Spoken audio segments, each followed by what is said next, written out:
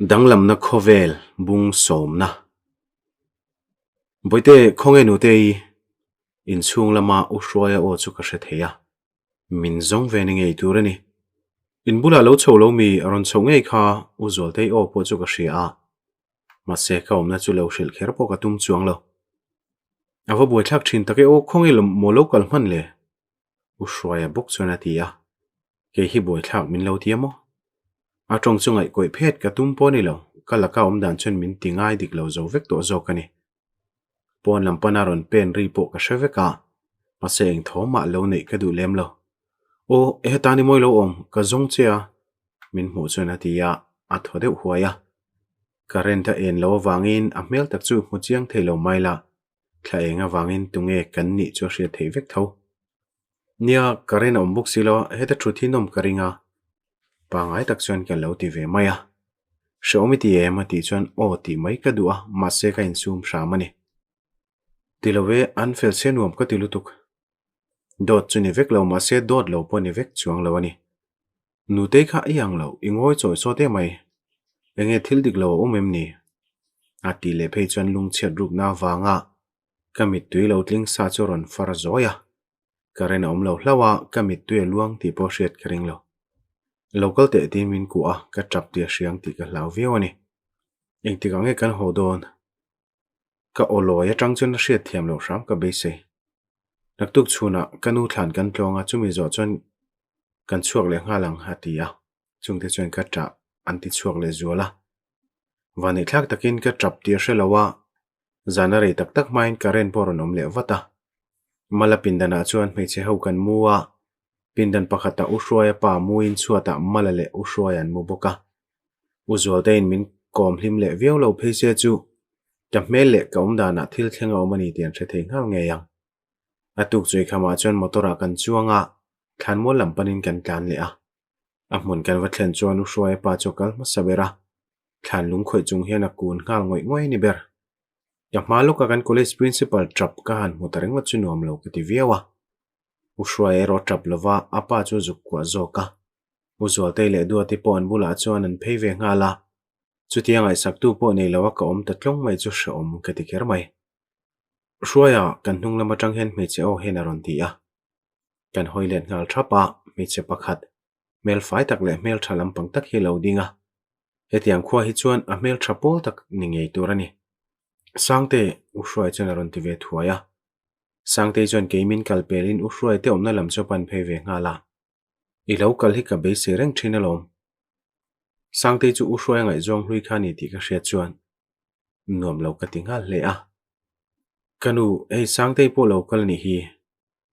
min boral san ma lo la chuan engkim hi muanga I hlim ve don te reng nen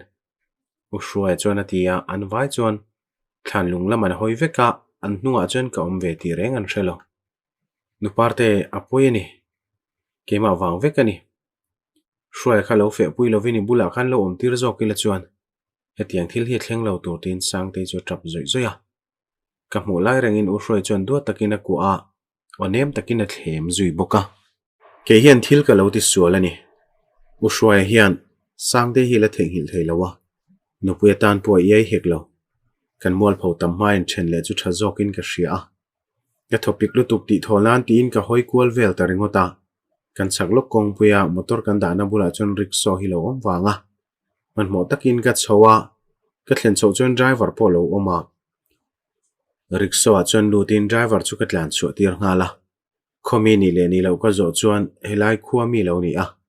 awan nei thak ka ti don nge van doi thak ka ti jok don po hrelo khan mola tanga kan tlan chu khan ka hoi leta tuma khan min ngai sakin min en zui po in ka hrelo tlai takalani lo wangin driver chu aizola sumakal tur min biak sak turin ka ngena rinai takin driver po chu lo fel phiana wani thak lutuk tak main sumatlan chuak tur chi chu kan phar dinga seat pakhat ola lo om hlawa lom thu te soin rickshaw driver chu poisa ka pe a sumo a chuan ka chuang zui ve ta ngala midang ka chuan puite nen chuan kanin belem lo hrim hrima kanin hrengai lo bok nen a om ve thowe ka chung ril tot up le tra chuak lutuka ka om chu in sum zo lo hun ka nei mayang ti ka hlau viawa kan tlan zui wangwanga sumo di bok nen kan buang chang lem lowa ka phone chu ka off lock ka wangin tunge min lo biak tuma tum lo po ka shelo kanin ka thleng chu kanu le pa te chon ho pa ngai to min tia apoi po ka ti chuang lawa kain buala ka korte chu washing machine ka sunghal zunga in nei ni kan lo rel thot thot te chu poi ka ti no a kain chirang reng veu bokani thilom dan vel chu feli shil khal ka tuma mase ka shil le ta chuang lo tailam chu khuwa dur dewa thli po tho vu ka karin ai takin kan thleng thlama a ushuai te chu an lo chuk vel mekin karinga khuma chon rizai sinin kamuwa kangai tu na chokal thui khermai ushuai chu pasala kan yang nge thilakal buai tak tak ma in nei ka thu ti rang ti ka ngai toin ka buaya switch off chunga ka phone charge su ka ina a full do wangin ka phoya ka phone po ka on zuya ka han en chuan ushuai miss call voi khatalo oma adang chu zual te in voi nga le number dang ina voi khat tho miss call na te lo ni hloma miss call lo lu na la rei lutuk lo wang le thil poimo emo a ta ka tin number long chu ka call back ve a reivak lo nu aron pick up ve ngal mai boka hello nu te enga tinge I atong lag lo lai chon ka off le da ya aw tang khan ushoya pani ti ka she theitat uzol te phone call a ron lu chun jam ve nga zata mase ka lata chuang lawa whatsapp le engeng mo vel chu ka khoya ka phone khoiro atui lo khop mai felika bia a thil theng chuang mak ala shil du ta chuang lawa bazara chu don thu soi chuan ka kalpui tu thu ka shil ve nga la ina hian kom pe ri lawani ka scooty a kanin gate ke tlan pel don lai tak chuan ushoya motor nge mai choron thleng ve chi a mase rangin ka tlan chuak lui ta thawa ni dang min kalpui she si kha tunai phur veu chan hi enge zia Felician restaurant thil ka nei lai na ti ya kom dana chuan a shel veu moni le ka kalpui ve ji chi a soi war lo mai te ka lo ti let ve wata a shimshima imu mi ya email de kha diklo thil ei chung chuan ron ti ya mu anga min ngai po chu om ve thawani mu e khua duai boxia mut kha cha ko me malom ka ti wata nimi naim nei lo ho nge voina engma la chu sha boxi lo o voina ka ti ringota oi nang chui loi na tur den house boxia an fel bok nen I van nei e ka soi pe lo lam tak chumin soi pui phe ta tum tlat mai boxi nei ve vadro Sir Joseph chu ban san la midang zong le to mai ro ka lo ti ve a ani po chuan Sir Joseph anen kan ngai zong dei to an lo ti heu maya eng wange min thil lawa ka ti ngal thoya I buai em alom lu ko ro ye zo to tho holam na yang ka le lama chuan mi nu pui le moi ni to don sia he tianga chu dun theila hi chuan min chu pui char te na ding ni line siam that mol pa chuan ati a foglen pa ka min kalpui velok turen ka ti a in pai thol ka ngai tak zetani dora tang chuan kanin zui chuaka scooty kan ken ve wangin kan nuwa chuan aron tlan ve zel mai boka foglen pa kan thlen chuan an hon ni lo la ni lo zuya ka van doina kal tlon ni chiang khop mai kan tlan leta mun fian rel deuh lai chuan ka din puya Felipo chungoi rang na ron chuk ve maya enga tinge nu te thil dik lo omani tro ka bula lo thut pa chuan ati ya ka tan chuan soi lo ain soi chu atha jok in ka ria in nei le lo hi ka ta na that jok karing kan malam tlang en wang pa chuan ka ti ya ka ngai tu na te chuan u hruai le u sang te om dan hlir chu langa eng wang chuan mo enge chan te soi vela ati ya a chan chu u hruai hian thei lo mai che nei tat an kholuya kanan jin khan anin huwa an lain ngain anin du melutuk ke chu om velo ang mai le mi sang ang mai min ngain ka ria ke hian mi in du ton em tein kar ka pot se mai nin ka shebo ka she thiam to big lo u hruai ka du lutuk na lama hian thil ka ti sual ni berin ka ria ka ti ya kan tlang wal senior chu awati ho ve a in nei hel duin palai te ron tir to a chu tiangai om la ya chet te chuan tu mei chen nge shom ti lawanga kalau how don em ni aron ti wata ke ro chuna ngai lo tuna chun om dan tur po ka she thiam che lo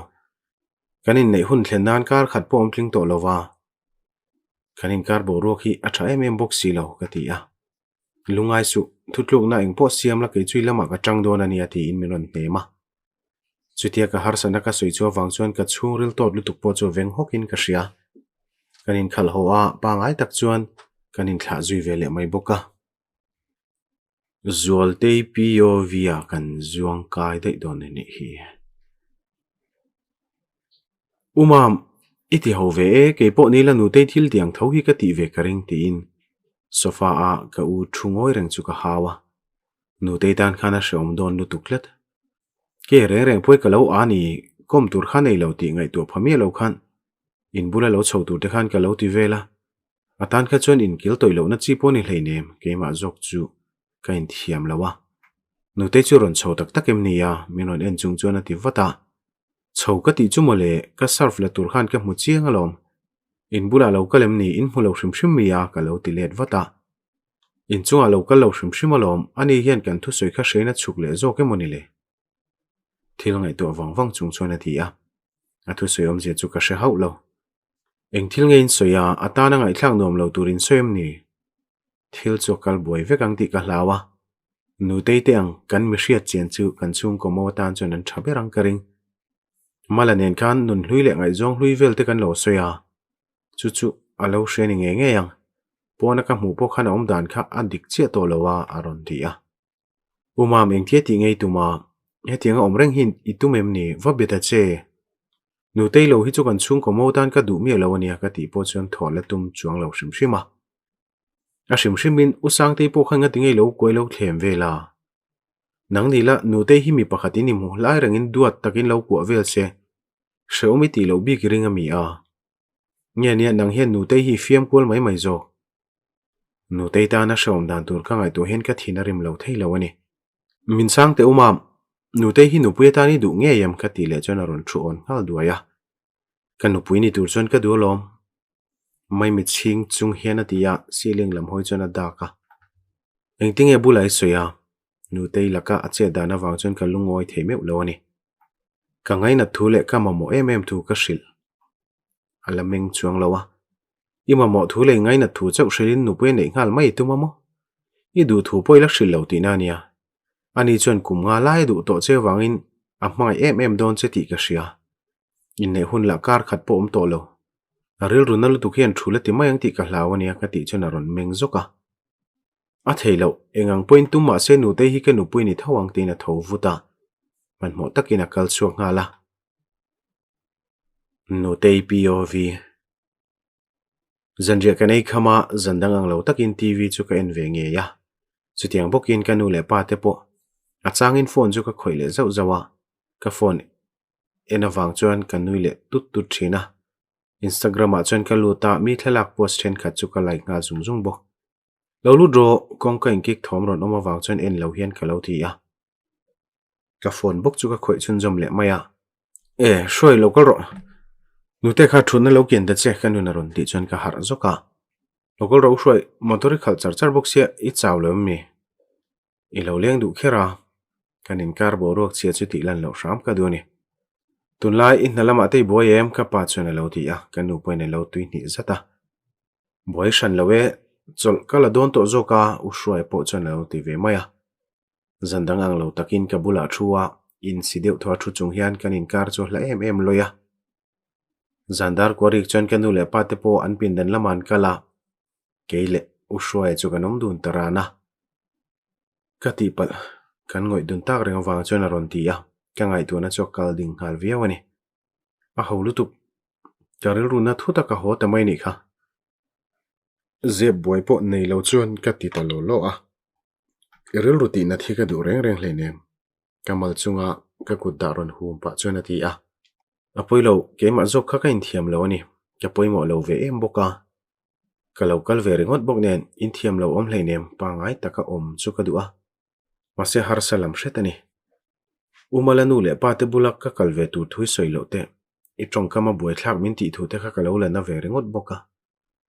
kaum dang kha a thlak tak zetani nangma ni zok hi ka ti mol pho palang cheu ti po hlo omalom ka ti zom le zata ka trong khai lo sheve kamo a mel mu chu ka du ri lawa ka trap chuak palang ti ka hlau o she e ka ti ve ngala in nei thul lampang ngai tu lo tero kan ngoi wang nu achana ron ti ya chu kher chu chan har sa ka ti ma se thu dik soi mai chu fin thlak zok karing thung ka lo ngai tu chu ni alom khati chuan ka kuta hum na chu ti nget sawa kamit sir chuan min en reng ti ka hmu bawk in nei chui du lo ti nem ni min en renga masel lamero ka hoi du lo thung imo ke hian ka ti boi mai cheunin ka hria ka zeb lawang nangin usang te la du rengang bawk hian ani po khana la du che ni ke chuan ral khata tangin ka lo star le mai chenga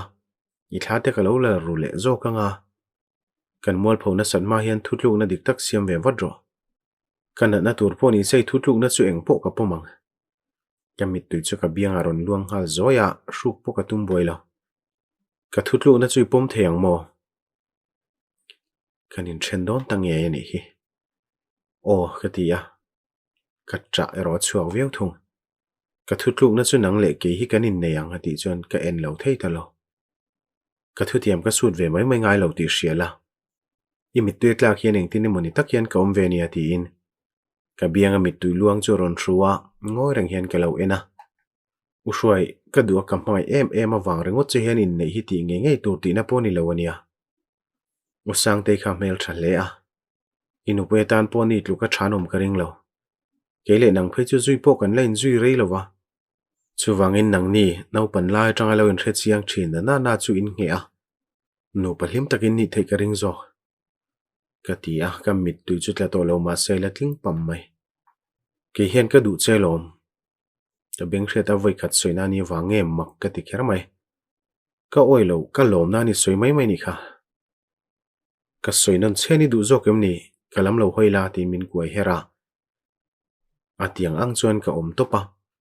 ke hian ka du che lom ka du lutuk che ti pai min fob zuya ka thin rim na zong te chu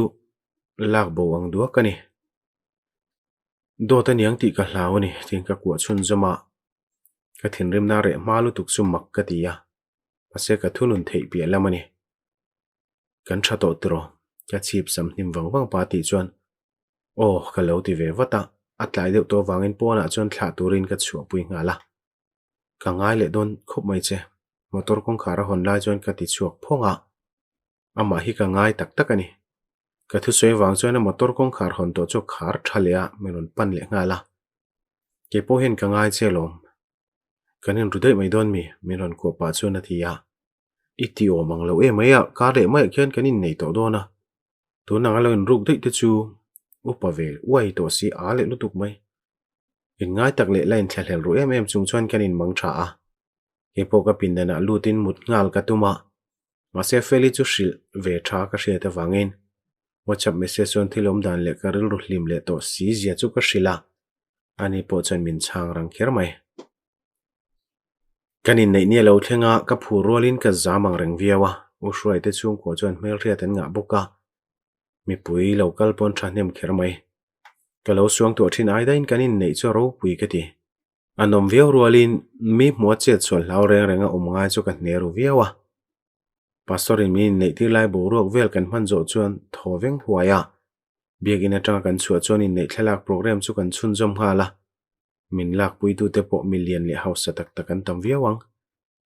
lompui na thule thil pek po atam viawa ma seu sang te local ka mu chuan tlemin nuam lo ka ti ve dewa min lompui thu te soi menon chi bai ve boka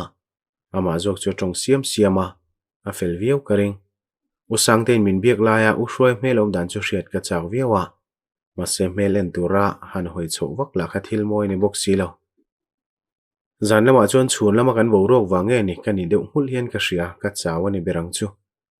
ushwai te na kanom to wangin in leng le thil eng emoni ti tur kan nei nuala ma se chhun lamang em chuan bo rok pori tolo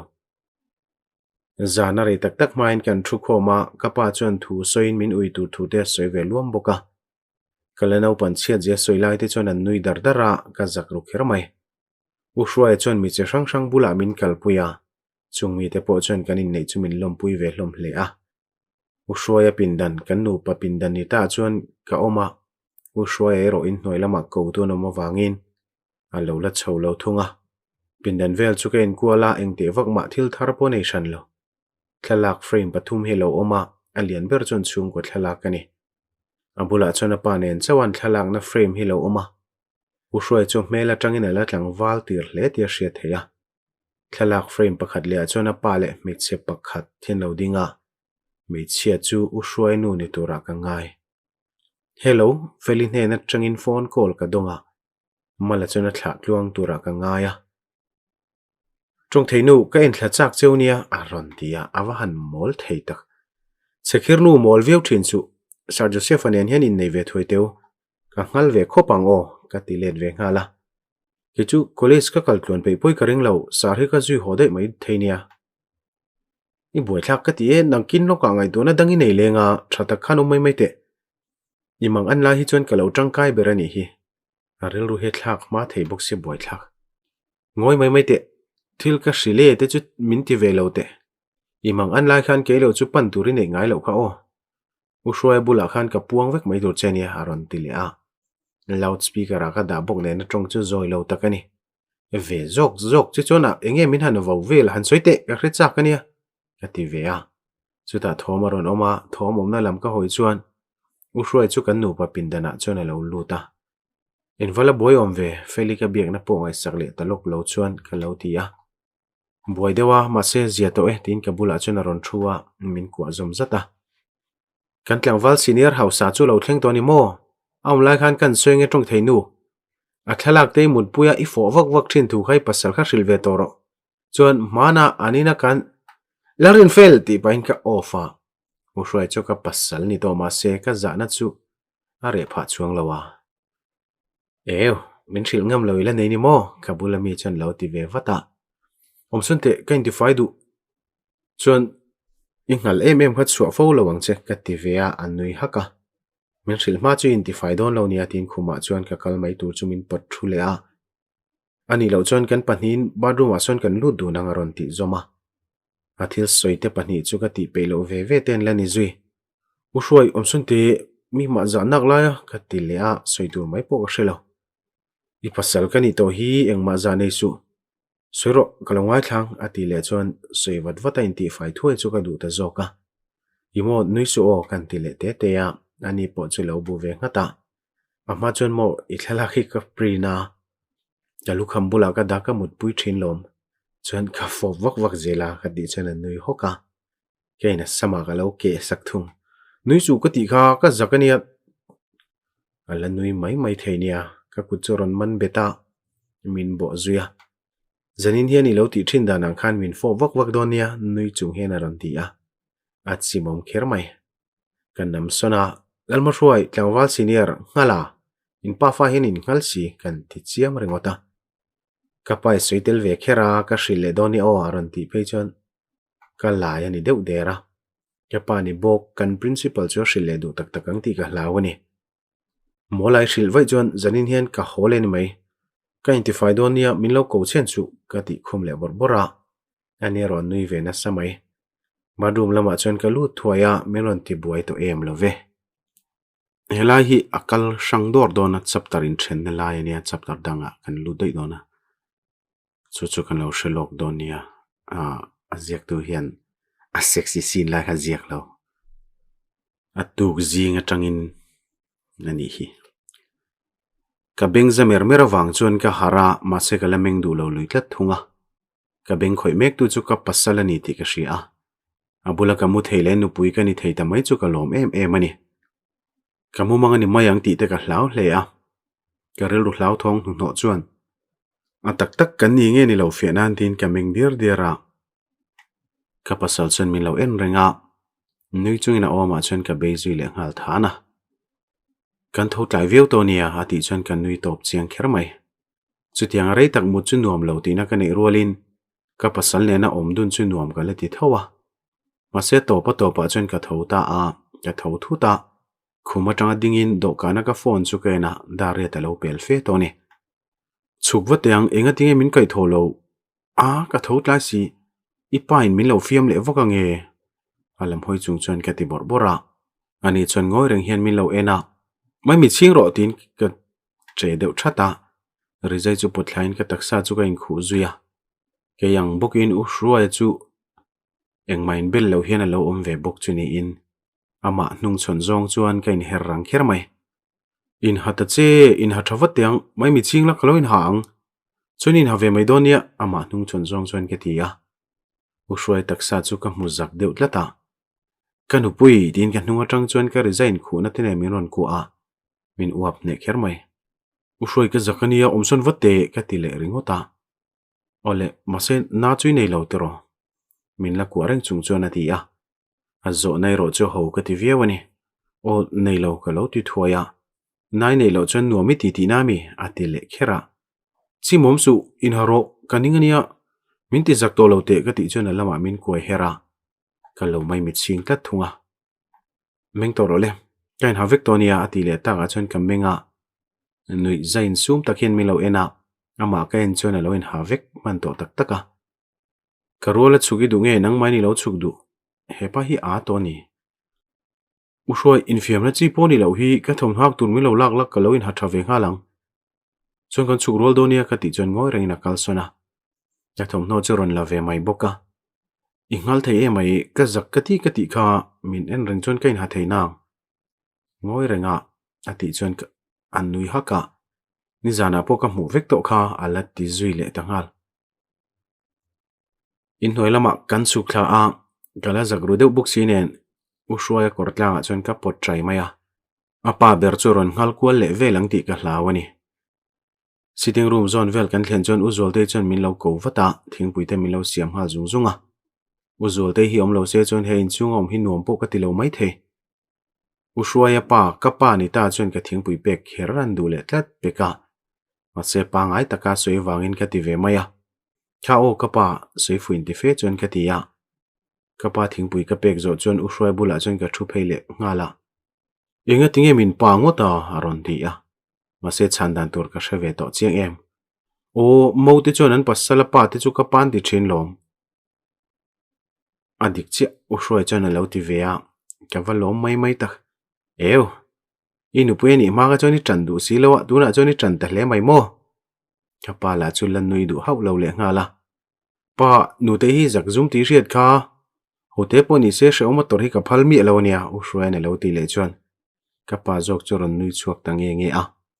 athalom nu pui te hin lunia mi pa te ti fam kim dun ni bok nangni nu patuak thar po in ngei takin omula mama po inaw fe ni ti sharangin idom thiam donia in pani khan hei shereng ula nang mani chawin ni to lo ti hi itana thane shet kha ani ta na lo thalo theya chu wangin engkima in ron ma sa thin ro u tin pasal te hian nu pui te kut thak te chin lo turania nu pui te pon pasal te ti thin rim phe thi tum lo tur ka pa chuna ti a asoi toya asoi fi a asoi kimbok ole pa kan man to chon choi lam te nai la ushoya na ti chuan ka pa ti lo ke ni me cheu chon choi siam tur chuan in thuro lang mai hian kan tho zui thapa choi kan siam pe nu mi pa pani te chu kan kowa ron phei zuya mama eng ti thleng mo choli nei don kan choi la chuan ka pai na ti a cho chu bar zui mol boka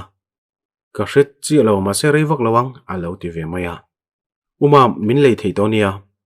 nu te la ka po chi mom ka chu mi lo ti sia uzol te chuan lo ti ve vata o na win ngei tak chu ni ve chiang ani